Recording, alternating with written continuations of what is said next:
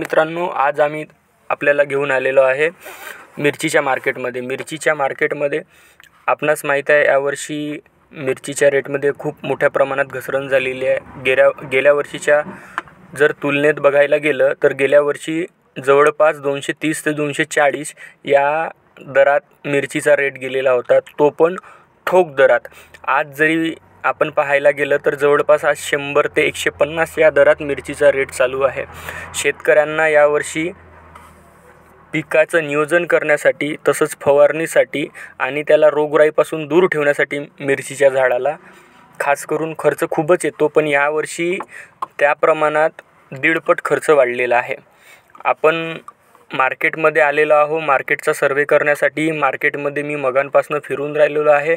मार्केटमध्ये मी बघून राहिलेलो आहे ज्यांची C5 वगैरे आहे त्यांना फक्त 140 पर्यंत रेट गेला आहे आणि जवळपास 160 ते 165 या दरम्यान तेजा 4 सुद्धा गेलेली आहे। तेजा 4चा रेट का कारण आहे ते तुम्हाला माहीतच आहे।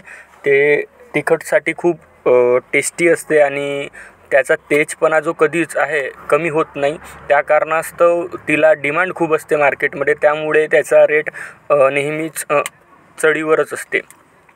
आज ज्या लोकांनी 21-32 सारख्या व्हेरायट्या ज्या C5 सारख्या जाड आहेत पण त्यांची मार्केटमध्ये डिमांड नाही, त्या मार्केटमध्ये खूप 110 ते 120 ज्या एकदम ड्राय आहेत या रेटप्रमाणे जाऊन राहिले आहे। आणि शेतकऱ्यांना यावर्षीचं नियोजन बघता पुढच्या वर्षी मिरचीचं पीक घेतात की नाही घेत याची काही गॅरंटी वाटत नाही आहे।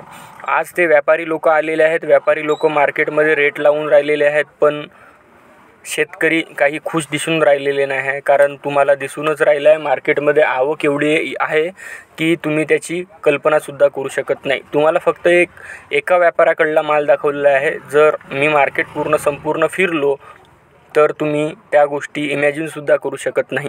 कारण आज जरी पाहायला गेलं तर या व्यापाऱ्याकडे कमीत कमी 8 ते 10 हजार बोऱ्या आलेल्या आहे आणि याच्यापेक्षा मोठे व्यापारी आहेत ज्यांच्याकडे 12 आणि 13 हजार बोरे एका दिवशी माल उतरतो आहे। जर मार्केटचा जरी सर्वे केला तर जवळपास तरी पण 50 ते 60 हजार बोरे मार्केटमध्ये या एका आठवडी बाजाराला येऊन पडतात आणि त्यामुळे आपल्या इथं एक्सपोर्टरची संख्या खूप असल्यामुळं हा माल कसा तरी खपून जातो। पण एक्सपोर्टर एक्सपोर्ट करून किती करणार आहे? कारण यावर्षीच्या लागवडीत जरी पाहायला गेलं तर ग्रीन सेगमेंटच्या ज्या मिरच्या आहे लोकांनी मागच्या वर्षीचा रेट पाहून ग्रीन सेगमेंटच्या मिरच्या लावलेल्या नाही आहे, त्यामुळं लोकांनी रेड सेगमेंटकडे जास्त धाव घेतली आणि रेड सेगमेंटकडे धाव घेतल्यामुळं मिरचीच्या भावात जी घसरण झाली आहे ती खूप मोठ्या प्रमाणात झालेली आहे। कारण आज आपण ओल्या डोड्याचा रेट बघायला गेलं तर मार्केटमध्ये 26 ते 30 रुपये या दरम्यान आहे। त्याच ठिकाणी जर आपण हिरव्या मिरचीचा रेट बघायला गेलं तर चिल्लरमध्ये किंवा बाहेरच्या मार्केटमध्ये जवळपास 30 ते 32 रुपये आहे। मग तुम्ही विचार करू शकता, डोड्याला 26 आणि 27 रुपये रेट आणि हिरवी मिरचीला जवळपास 30 ते 32 रुपये रेट हा चालून राहिलेला आहे। म्हणजे शेतकरी यावर्षी जो माणूस रेड सेगमेंटची मिरची लावून राहिलेला आहे तो किती तोट्यात आहे।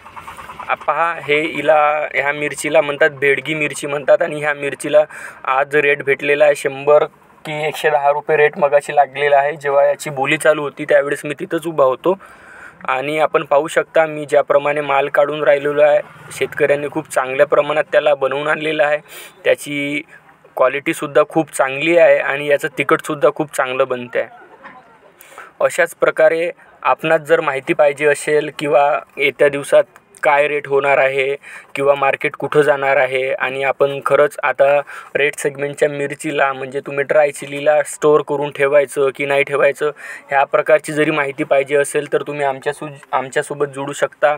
जर आपल्याला माहिती आवडली असेल तर आमच्या चॅनलला नक्की लाईक, शेअर आणि सबस्क्राईब करायला विसरू नका। आम्ही आणखी दुसऱ्या व्हिडिओच्या माध्यमातून आपण मिरची स्टोअर करायची की नाही करायची, येणाऱ्या दिवसात रेट वाढेल की नाही वाढेल याबाबतीत व्हिडिओ घेऊन येणार आहोत। तत्पूर्वी धन्यवाद। थँक्यू।